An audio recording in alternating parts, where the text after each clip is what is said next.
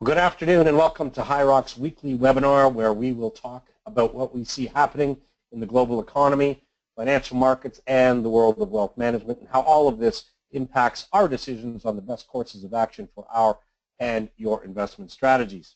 We invest our money in the exact same models as our clients, and we think that this defines the true nature of our prudent and disciplined investing strategy.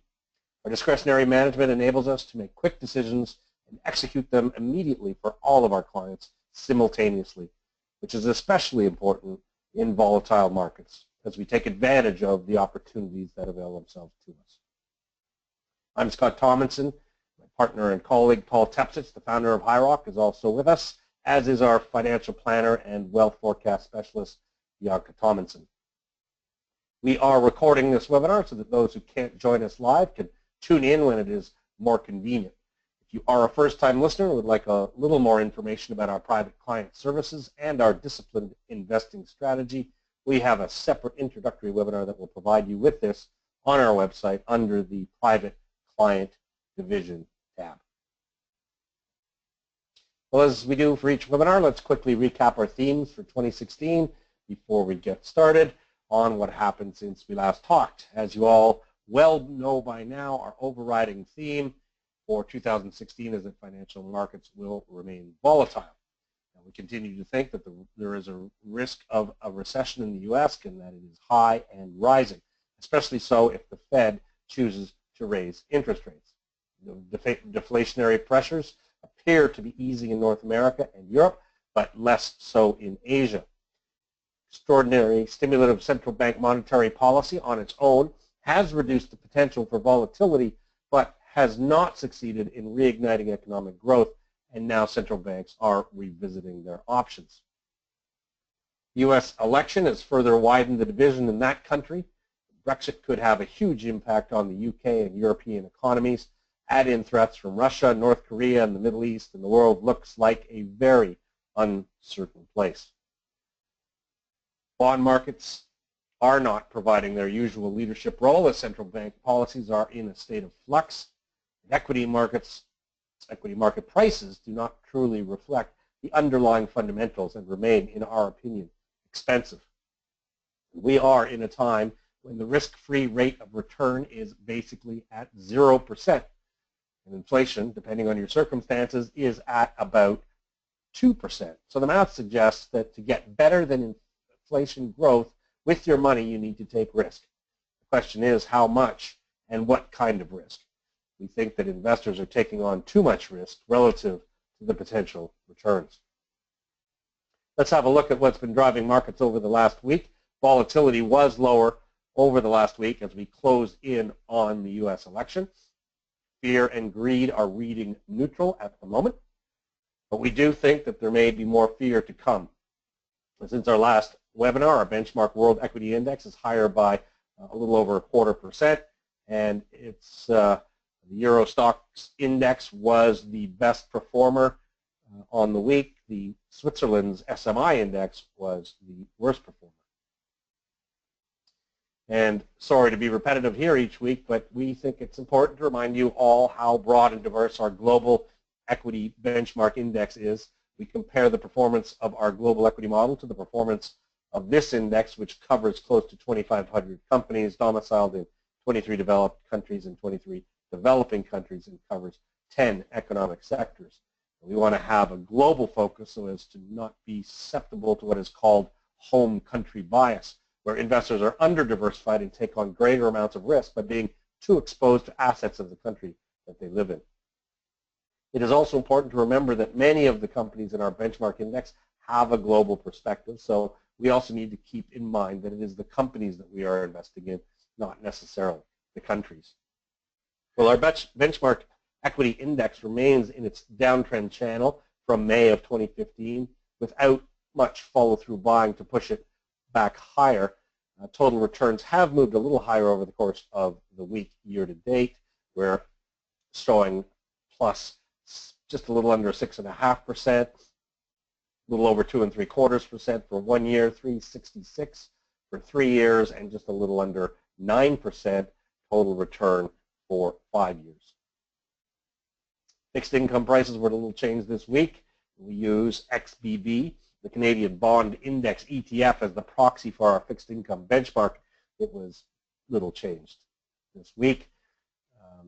But the year-to-date return on the XBB so far, 4.25%, just a little under 5.5% since last year at this time. Over 3 years, a little over 5%, and over 5 years, about 4%. That is the total returns, including interest paid. Well, if you combine the equity and bond indices into a balanced scenario and allow for fees and MER costs, the total benchmark return for a 60% equity and 40% bond index combination year to date is a little over 4.5%. For 1 year, a little under 2.75%. For 3 years, a little over 3%. 5 years, a little under 6%. If you have a 40% equity, 60% fixed income, so slightly less growth-oriented portfolio, the benchmark return for year to date is 4.15. 1 year about 3.25. 3 years 3.37, and 5 years 4.83. As we've been discussing in previous weeks, stocks and bonds have recently become positively correlated, which means that they are moving in the same direction. Normally it is expected that bonds will provide an offsetting price rise to falling equity prices and vice versa. And it is part of the rationale behind having a balanced portfolio, which is intended to reduce volatility when they are negatively correlated. Now, as a result of the current positive correlation, fully invested, balanced portfolios are experiencing greater than normal degrees of volatility. That is why we are seeing greater than normal swings in the returns of the benchmarks. So, similarly, the same thing is happening in Canada. When we look at the portfolio of a HIROC client who started with us in January and is a 60-40 balanced portfolio, which includes an underweight exposure to equities, recently adjusted exposure to fixed income, and also more exposure to non-correlated assets in our tactical model, the total return this year to date after fees and costs is 7.13%. The combined fully invested benchmark total after allowing for fees and costs over the same period is just a little over 4.5%. So our defensive strategy with the lower exposure to the equity market than the benchmark and exposure to non-correlated assets through our tactical model has had better returns for our client. Lower volatility, better risk-adjusted returns, and a better total return overall. Now, after fees and costs, the one-year performance of a 60-40 HIROC client is 4.96. Return compared to the combined benchmark at 2.70. The longer-term 4+ year annualized total return since inception of the same client is 7.96 versus the benchmark of 5.12 over the same time period. Now, I must also remind all of our listeners that historical returns are in no way a guarantee of future returns, although at HIROC we do work very hard to try to get the best possible risk-adjusted returns for our clients and ourselves at all times. In the world of commodities, copper was higher over the week, nat gas was significantly lower, and the Bloomberg Commodity Index continues to trend higher, but ever so slightly over the course of the last week.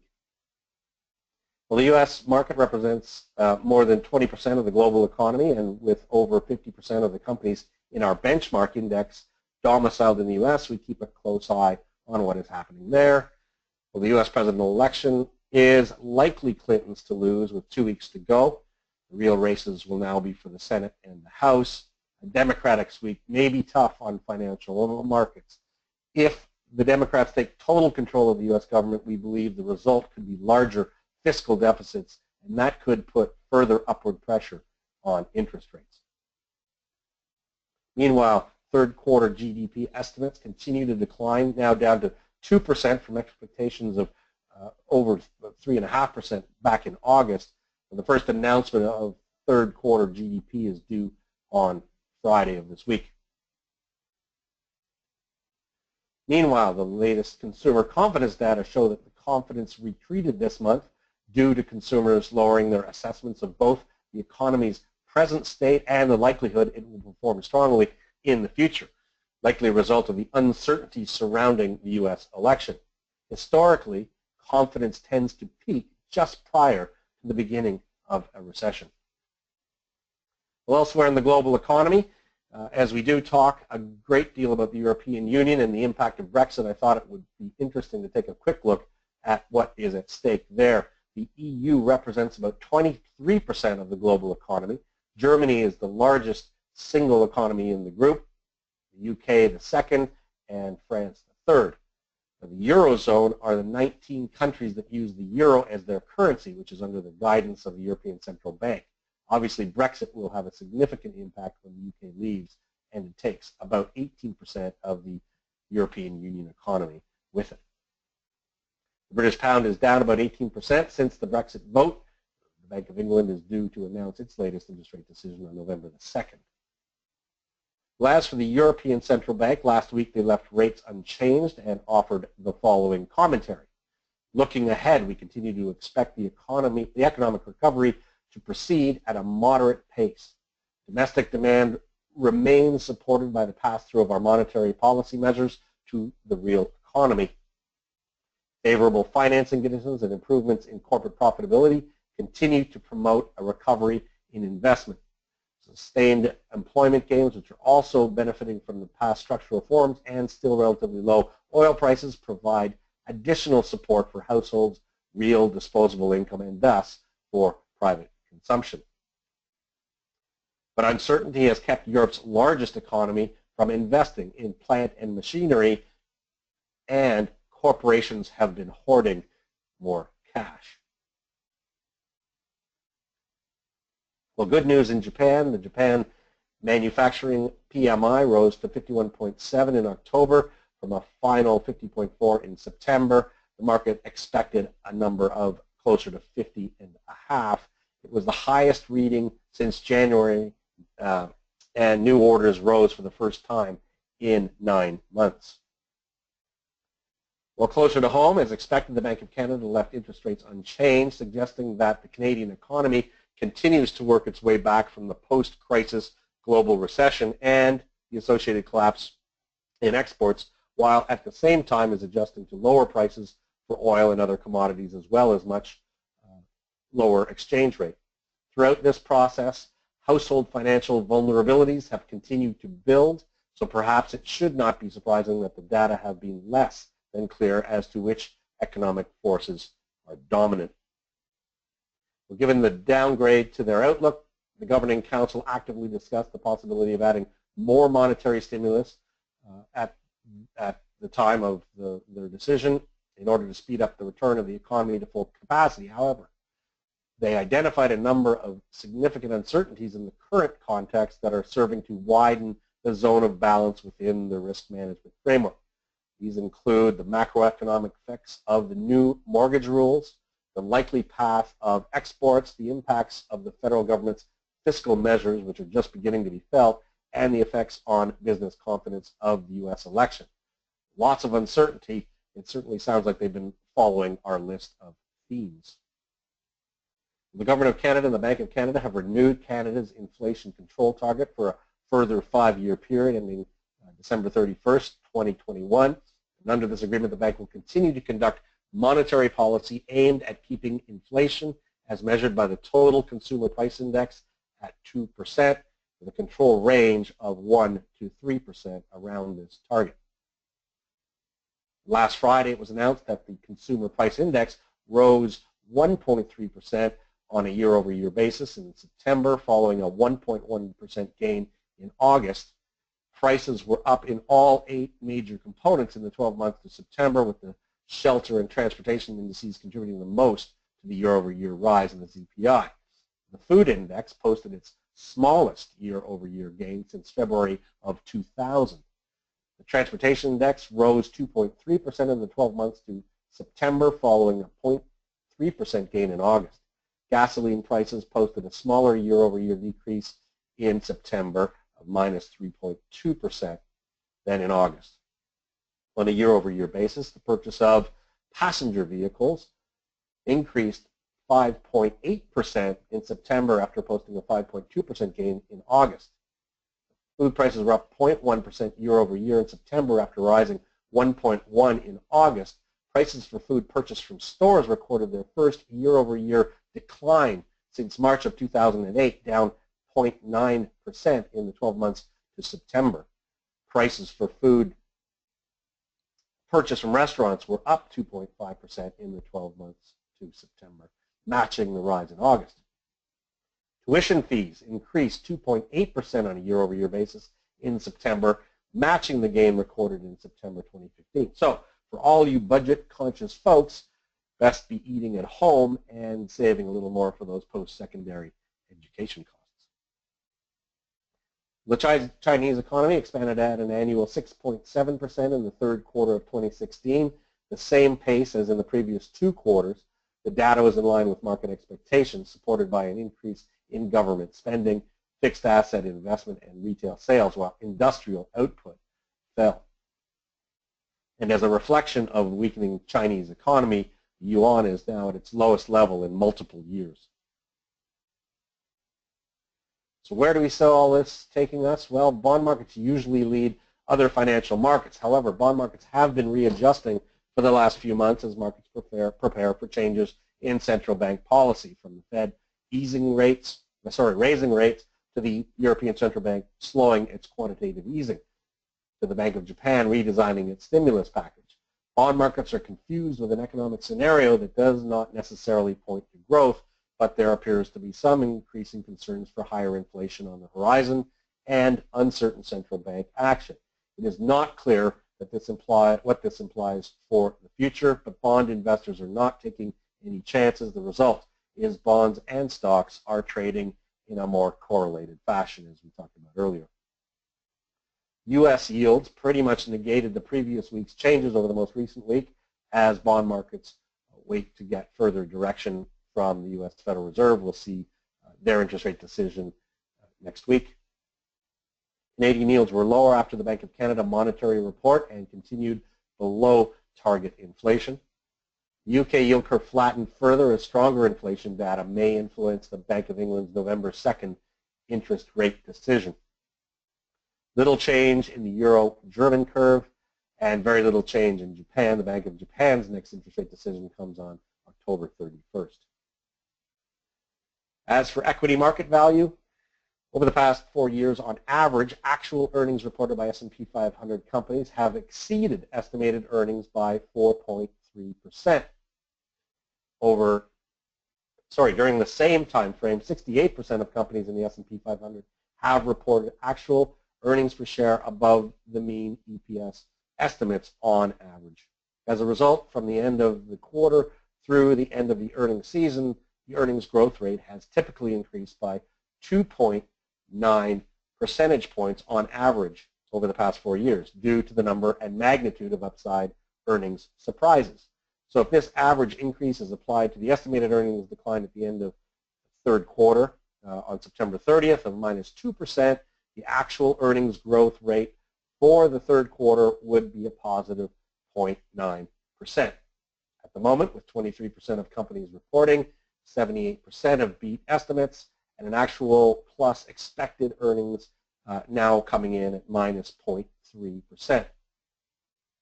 Another 35% of the S&P 500 companies are reporting over the course of this week.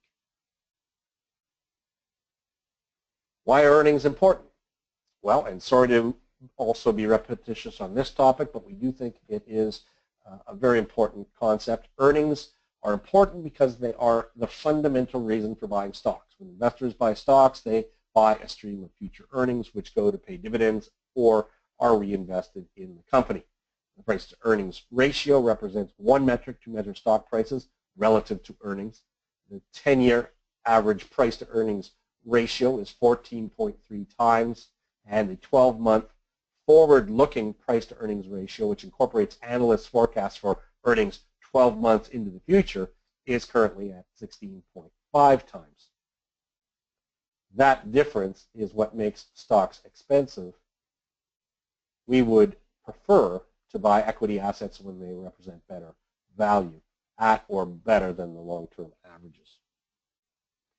So what does it all mean? well, for well over a year now, we have taken a cautious and defensive posture to investing. That does not mean that we are not investing, but we are utilizing our experience and skill to ensure that our client portfolios are invested to achieve the best possible risk-adjusted returns. As I mentioned earlier, we continue to capture good growth, especially in that part of our portfolio that is more tactical. That part of our success of our year-to-date returns comes from what we have been able to do and achieve in our tactical model. We've been active through a combination of intrinsic value trades in energy stocks, high-yield bonds, and some event-driven trading that came to fruition in early October. This unique signature model has added considerable non-correlated value to our client portfolios and our portfolios over the course of the year. Paul, are you on the call? And if so, would you like to give us a little update? I am. Thanks, Scott. I just hopped on. Actually, I was in a meeting with a board member and a management team from a company that is our largest position, certainly outside of government bonds. We own the equity of this company, we own the senior secured high-yield bond of this company, and we own a convertible bond of this company. And the company was put into play, that being a second chemical company put in a formal hostile bid to purchase Conexus on October 3rd. And unfortunately, it's hostile, so it's going to take a little bit longer. I think the bid is open until mid-January. But we were meeting with the management team and a board director on some matters and strategy as to how this will play out. So this is could be still, we've had a bit of impact from it already in our returns, but there's still more to go, especially on the convertible bond and the high-yield bond. So it's we're quite involved in this. Away from that, there were really no other significant trades or changes in the tactical or, quite frankly, the fixed income. That's it. Excellent. Okay. Thanks, Paul. As we usually do, we like to look ahead and see what's coming in the future as far as economic data or central bank decision making. So tomorrow we're going to get new home sales out of the U.S. On Thursday, we're going to see the UK's third quarter preliminary GDP results. And on Friday, we get the U.S. preliminary GDP results and the U.S. Employment Cost Index. On Monday, we'll get the Euro area GDP growth. And we'll also, late Monday, get the Bank of Japan's latest interest rate decisions. On Tuesday of next week, we'll get the U.S. Look at the latest manufacturing index. There will not be a High Rock client webinar next week. I will be on the road. But on Wednesday, we're going to get the U.S. Fed's interest rate decisions, and then on Thursday, we get the Bank of England interest rate decisions. Friday of next week, we'll get unemployment data, both from Canada and the United States. On Monday, we'll see some trade data from China, and then finally, we're going to get the U.S. presidential elections on Tuesday, November 8th. So we will be back that day to talk to our clients then. That's it for today's discussions. If there's any questions, this is a time that we would love you to ask them.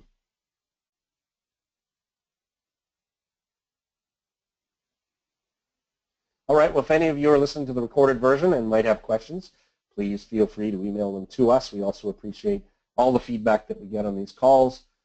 It's important to us to be able to present the things that you want to hear each week. As always, thank you for taking the time out of your busy schedule to tune in. Don't forget, we won't be here next week, but we will be back on November the 8th, U.S. Election Day. But until then, this is Scott Tomlinson signing off.